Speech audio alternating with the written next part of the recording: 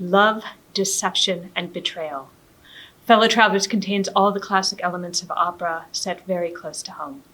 I'm Catherine Smith, General Director of Madison Opera, here to talk about our upcoming production of Gregory Spears' acclaimed opera.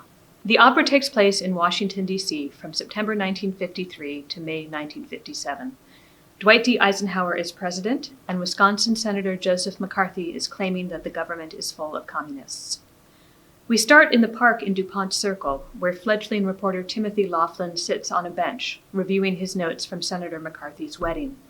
He is approached by Hawkins Fuller, a State Department official. Their interaction could be described as possibly but not definitely flirtatious. The next scene takes place at the office of Senator Charles Potter, where Timothy discovers that Hawk has recommended him for a job. He meets Tommy McIntyre, who gives him advice about Washington politics. Tim stops by Hawk's office to drop off a thank you gift and meets Mary Johnson, Hawk's assistant and best friend, as well as his secretary, Miss Lightfoot, who mocks Tim after he leaves. At his apartment, Tim cooks supper and writes to his sister in New York. Hawk stops by unexpectedly and suggests the two of them go to Bermuda together. The scene ends with them in bed. In St. Peter's Church the next day, Tim is torn between his deep Catholicism and his passion for Hawk. The next scene takes place at a Christmas party with a lot of things happening at once, including Hawk calling Tim by an affectionate nickname and being overheard by Miss Lightfoot. Hawk is summoned to a government interrogation room as someone reported him as being homosexual. He is put through a series of humiliating tests, including a lie detector. Tim and Hawk discuss the Army McCarthy hearings, with Tim siding with McCarthy. Hawk tells Tim that Miss Lightfoot turned him in, but swears that the government has nothing on him. Act 2 starts in Joseph McCarthy's office.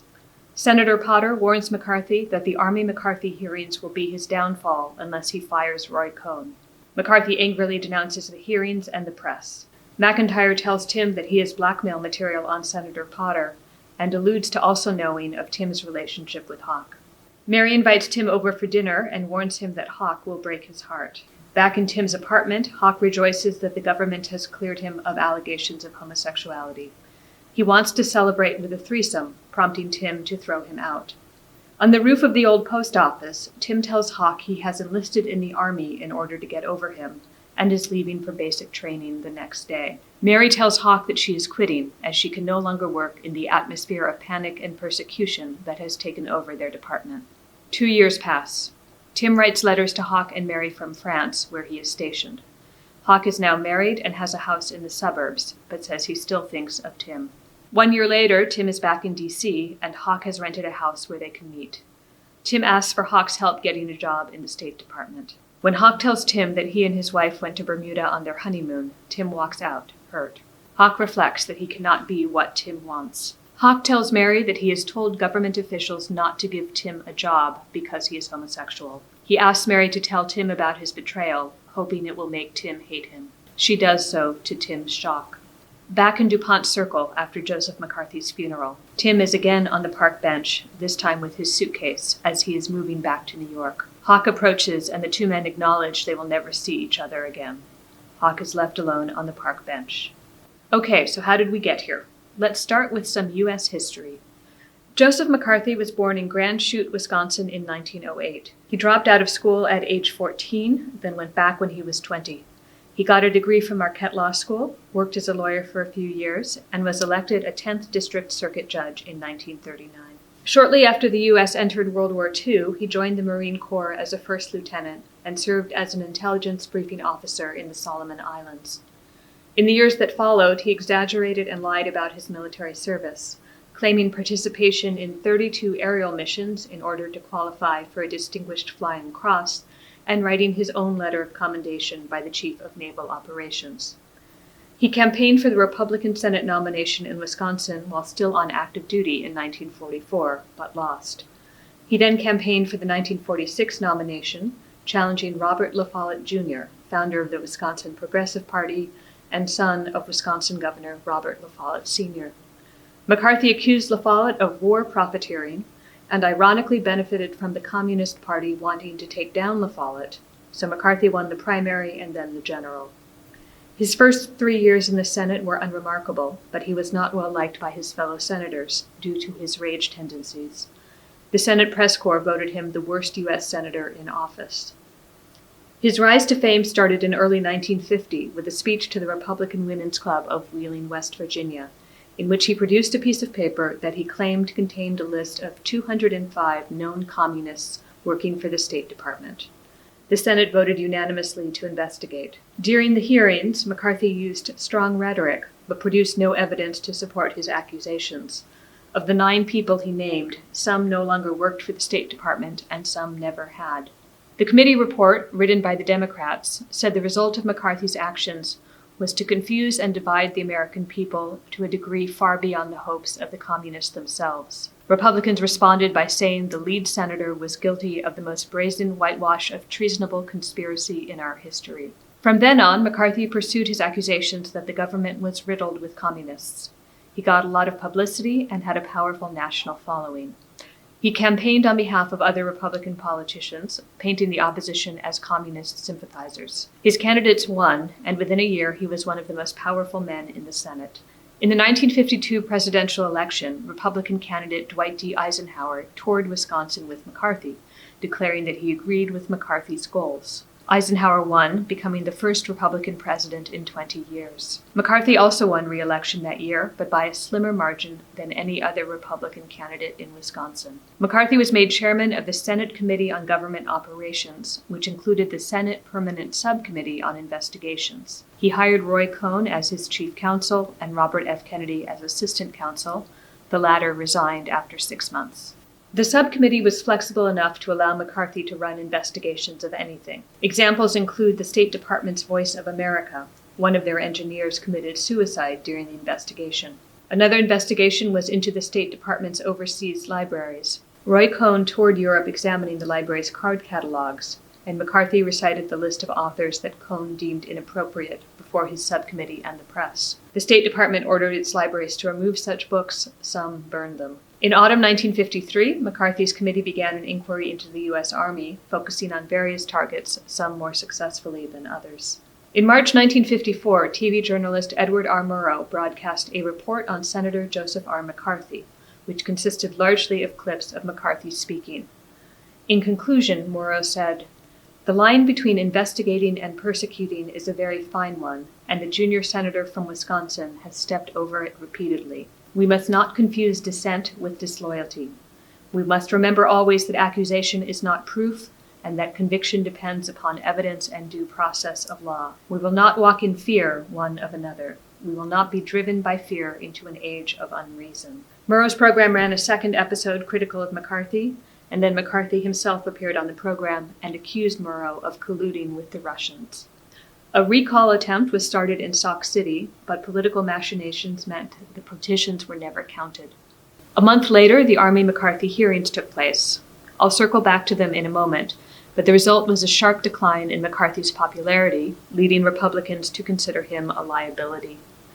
That June, a Republican senator introduced a resolution to have McCarthy removed as chair of his committees. When that failed, he introduced a resolution to censure him. After 2 months of hearings, the Senate voted to censure him by 67 to 22, with the Republicans split evenly. It was December 1954, only 2 years after McCarthy had skyrocketed to power. McCarthy remained in the Senate for another 2.5 years, but his career was over. His colleagues avoided him, and the press ignored him.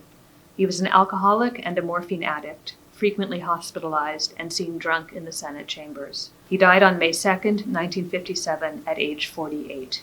He was given a state funeral and buried in Appleton. Next person. Roy Cohn grew up in a well-off New York family and got his law degree from Columbia. With family connections, he got a job in the office of the United States Attorney on the day he was admitted to the bar in 1948. As an assistant U.S. attorney, he prosecuted accused Soviet operatives, culminating in the espionage trial of Julius and Ethel Rosenberg in 1951. In his autobiography, published posthumously, Cohn claimed that the judge imposed the death penalty on the Rosenbergs based on Cohn's personal recommendation. The Rosenberg trial brought Cohn, now 24 years old, to the attention of FBI Director J. Edgar Hoover, who recommended him to McCarthy, who hired him as his chief counsel. As I said earlier, the two men launched multiple investigations to root out communism in the government. One of their avenues for that was to claim that communists had blackmailed government employees who were homosexual into passing on secrets. This was part of what we call the Lavender Scare. So some history on that. In 1950, the year that McCarthy claimed the State Department was full of communists, the Undersecretary of State said that the department had allowed 91 homosexuals to resign. That spring, the Republican National Chairman said that sexual perverts who have infiltrated our government in recent years were perhaps as dangerous as the actual communists. The theory was that homosexuals, who were considered morally weak individuals undermining traditional families, were susceptible to blackmail and thus were security risks. In April 1953, President Eisenhower signed Executive Order 10450, which barred homosexuals from working in the federal government. It expanded the government's anti-homosexual policies and procedures to include every department, as well as private companies with government contracts. New regulations were put into place to detect homosexuals. That investigation fell under Scott McLeod, head of the State Department's Bureau for Security and Consular Affairs. McLeod developed standards for assessing homosexuality, including interrogations, looking at places individuals frequented, and who they were friends with. McCarthy and Cohn used the Lavender Scare not only to get men and women fired, but also to strong-arm their opponents into silence with the threat of homosexuality rumors. By one count, the Lavender Scare was the direct cause for the firing of approximately 5,000 people from federal employment. Not only did the victims lose their jobs, but they were forced out of the closet, which had horrendous consequences in the 1950s. Jumping past McCarthy, in 1973, a federal judge ruled that a person's sexual orientation could not be the sole reason for termination from federal employment. Executive Order 10450 stayed partly in effect until 1995, when President Clinton rescinded the order and put in place the Don't Ask, Don't Tell policy. That policy was then repealed by President Obama in 2011. And on January 9, 2017, the State Department formally apologized for the Lavender Scare, saying, "In the past, as far back as the 1940s, but continuing for decades, the Department of State was among many public and private employers that discriminated against employees and job applicants on the basis of perceived sexual orientation. These actions were wrong then, just as they would be wrong today." Less than 2 weeks later, the Trump administration removed that apology from the State Department's website, along with all other LGBTQ content. Back to the 1950s. Our next person to meet is David Schein, who grew up in a wealthy hotel-owning family. In 1952, he wrote a 6-page anti-communist pamphlet and had a copy placed in every room in his family's hotels. Sometime after that, he was introduced to Roy Cohn, who brought Schein onto McCarthy's staff as an unpaid chief consultant. Schein went with Cohn on that tour of Europe to look at libraries, and the two men were considered close friends. In November 1953, Schein was drafted into the Army as a private. Cohn began to campaign to obtain special privileges for him, asking that he be given a commission, light duties, extra leave, and no overseas assignments. Cohn contacted military officials from the Secretary of the Army on down, and reportedly threatened to wreck the Army if his demands were not met. That conflict, along with McCarthy's accusations of communists in the Defense Department, led to the Army-McCarthy hearings of 1954. In them, the Army charged Cohn and McCarthy with using improper pressure on Schein's behalf. McCarthy and Cohn countercharged that the Army was holding Schein hostage in an attempt to squelch McCarthy's investigations into communists in the Army. The Senate Permanent Subcommittee on Investigations, usually chaired by McCarthy, convened the Army-McCarthy hearings on April 22, 1954. They lasted 36 days and were broadcast on live TV to an estimated 20 million viewers. It was in these hearings, when McCarthy started attacking a particular young lawyer who was not present, that the Army's chief legal representative, Joseph Welch, said this. I did you, I think, no personal injury, Mr. Cole. No, sir. I meant to do you no personal injury. And if I did, I beg your pardon. Let us not assassinate this lad further, Senator. You've done enough. Have you no sense of decency, sir? At long last, have you left no sense of decency? The committee concluded that McCarthy had not exercised improper influence, but that Cohn had. But even though McCarthy was absolved of direct wrongdoing, the hearings had a negative effect on his popularity, leading to his downfall and censure by the end of that year. Cohn, for his part, resigned from McCarthy's staff and went into private practice in New York. Among his clients were Donald Trump, Aristotle Onassis, the owners of Studio 54, Alan Dershowitz, Rupert Murdoch, and the Roman Catholic Archdiocese of New York. He served as an informal advisor to Richard Nixon and Ronald Reagan. He was also gay, or as his friends put it, not gay, but he slept with men. It was suspected that he and Schein were lovers, but never proven, and Schein never spoke of the Army McCarthy hearings once they were over. Cohn was charged 3 times with professional misconduct and was disbarred in 1986 for misappropriation of clients' funds and pressuring a client to amend his will. 5 weeks after being disbarred, he died from AIDS-related complications at age 59. One more bio, because he's the only other real person in Fellow Travelers. Charles Potter was a U.S. Senator from Michigan. He served in the Army in World War II and lost both legs in a battle in France. He was awarded the Silver Star twice and the Purple Heart. He was a close confidant of President Eisenhower, and his memoir outlines his battles with McCarthy. Now, how did the opera come about? We'll start with author Thomas Mallon, who was born in 1951 and raised on Long Island. He got an undergraduate degree from Brown and a master's and PhD from Harvard. In 1984, he wrote the nonfiction work A Book of One's Own, an informal guide to great diaries of literature. He then turned to fiction, publishing his first novel, Arts and Sciences, in 1988. His second novel established his particular kind of historical fiction. Called Henry and Clara, it's about Major Henry Rathbone and Clara Harris, the young couple who accompanied Abraham Lincoln to Ford's Theater on the night he was assassinated. He went on to write 8 more works of historical fiction, most of them revolving around Republican presidents. For example, Watergate, which told of that scandal from the perspective of 7 characters, and Landfall, about the George W. Bush White House. Fellow Travelers was his 7th novel, published in 2007, and it's different from the opera. It starts in 1991 with Hawkins Fuller and his wife Lucy posted to the newly established American Embassy in Estonia, where Hawk, now 66, is the deputy chief of mission. He receives a letter from Mary, who he has not heard from since the events in the opera, telling him that Tim has died. We then go back in time to some of the events in the opera, but with a great deal more politics. The novel ends back in 1991, with Hawk and Mary talking on the phone, and her telling him what became of Tim, a quiet life of sorts, and that he died of bone cancer, still with good words to say about Hawk.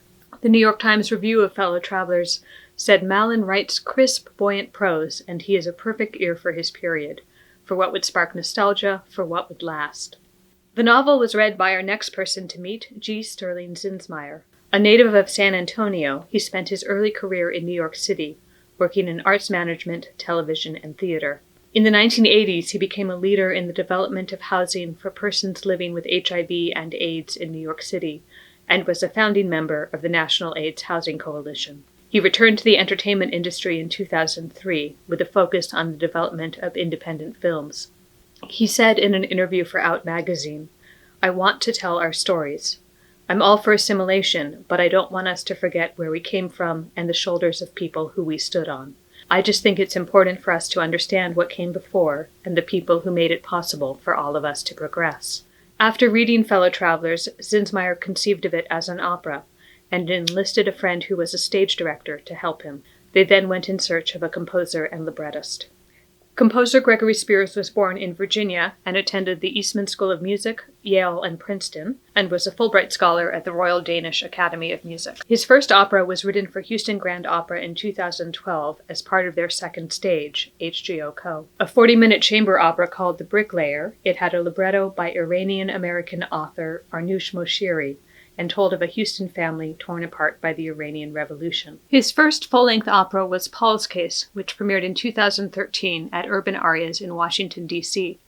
Based on a Willa Cather short story about a Pittsburgh high school student who steals money and runs away to live in New York City's Waldorf Astoria Hotel, it was acclaimed by the Washington Post as an arresting little piece that communicates its haunting story with clarity and a sense of inevitability. HGO Co. commissioned Spears for another one-act work, O Columbia, which premiered in 2015. With a libretto by Royce Vavrek, it's about exploration and features Sir Walter Raleigh and an astronaut on the Space Shuttle Columbia. His next opera was Fellow Travelers, which premiered in 2016. We'll come back to it in a moment.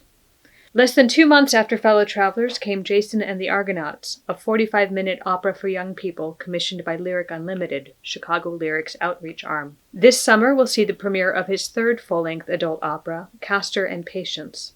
The libretto by U.S. Poet Laureate Tracy K. Smith is about African-American cousins at odds over land their family has owned since Reconstruction. Our next person to meet is playwright Greg Pierce, who grew up in Vermont and went to Oberlin and Warren Wilson College. He has written 2 off-Broadway musicals with John Kander, composer of Cabaret and Chicago, The Landing in 2013, and Kid Victory in 2015. Other plays include Slow Girl, Her Requiem, Cardinal, The Wind-Up Bird Chronicle, and The Quarry. Fellow Travelers was his first, and to date only, opera. So a history of the production. It starts with Zinsmeier thinking opera was the best medium to convey the emotional power of Fellow Travelers, saying, "Music conveys the contradictions that we all have in our nature better than any other form." He gave the book to a number of people to read, and says, "No one that I gave the book to thought it could make an opera." When he shared Malin's novel with stage director Kevin Newbury, a friend of his, Newbury agreed and joined forces to bring it to life. Newbury was the one who came up with the writing team, starting with Greg Pierce. Newbury had worked with Spears before. During the time that Fellow Travelers was in development, he directed the premiere of both Paul's Case and O Columbia, so Spears was the final addition to the team. They spent time discussing how they wanted to approach the piece and what parts of the plot they wanted to take from the novel. In general, they streamlined the political side to emphasize the human side. For example, in the opera, Hawk has an aria towards the end, reflecting that he could not be what Tim wants, as they could not have a domestic life. In the book, he has no similar moment of reflection and pain. The opera was workshopped as part of Opera Fusion New Works, which is a partnership between Cincinnati Opera and the University of Cincinnati College Conservatory of Music, known as CCM. Opera Fusion provides a 10-day residency for composers and librettists to workshop their operas, at the end of which CCM students perform excerpts at a free public concert, followed by a Q&A with the audience. The Fellow Travelers Workshop was held in November 2013. Newbury says, "And every night we would sit down and talk about what was working, making judicious cuts where the voices were overlapping too much, and letting the information come through." The opera premiered at Cincinnati Opera on June 17, 2016, with this cast. One of the performances was recorded and is commercially available. The Wall Street Journal praised it, saying, "It has history and timeliness going for it, but it ultimately succeeds as a sad, tender love story of 2 men. In Act 1, their love affair unfolds dreamily in 6/8 time. In Act 2, it comes apart as Hawk, unable to truly commit, perpetrates a stunning act of betrayal. Yet such is Mr. Spears' talent that we feel for Hawk as well." The Cincinnati Opera production, with largely the same cast, was performed at New York's Prototype Festival in January 2018. The New York Times praised its originality, referring to Spears' personal, boldly quirky score for the wrenching and sadly timely opera. Lyric Opera of Chicago's Second Stage gave the Midwest premiere of the piece in March 2018. The Chicago Tribune called it a deeply human, quietly tragic love story that transcends time, place, and gender distinctions. Minnesota Opera did a new production in June 2018, and in this current season it was performed by Arizona Opera and Boston Lyric Opera in the fall, now by Madison Opera, and Des Moines Metro Opera will do it this summer. No other new opera has spread that rapidly in recent years. A number of new American operas premiered the same season as Fellow Travelers, and most have had, at best, one additional production. I think Spears summed up some of the appeal, saying of himself and his fellow writers, "What drew us to Fellow Travelers as a project is that it contains all the classic themes of opera, love, deception, and betrayal, along with the political intrigue. And indeed, love, deception, and betrayal pretty much describes the works of Verdi, Wagner, and Puccini, too." Madison Opera's production is coming from Minnesota Opera. It's directed by Peter Rothstein, co-founder and artistic director of Theatre Latte Da in St. Paul, who is also an MFA graduate of UW-Madison. This is our cast. Andres Acosta sings Timothy Laughlin in his debut with us. Ben Edquist sings Hawkins Fuller. He debuted with us at Opera in the Park this past summer, and he also created a role in Spears' opera O Columbia. Adriana Zabala sings Mary Johnson. Adriana debuted with us as Niklaus in The Tales of Hoffmann, and has also sung at Opera in the Park and in Florencia and El Amazonas. The balance of the cast, often in multiple roles, includes Alan Dunbar as Joseph McCarthy, the government interrogator and a guest at a Christmas party, Sidney Outlaw as Tommy McIntyre, the political insider, Andrew Wilkowski as Senator Potter, General Arley, and a bartender, Emily Secor as Miss Lightfoot, Cassandra Vasta as Lucy, and Stephen Hobie in 5 different roles. Thank you for watching. I hope you will join us for a performance of Fellow Travelers in the Capitol Theater on February 7th or 9th.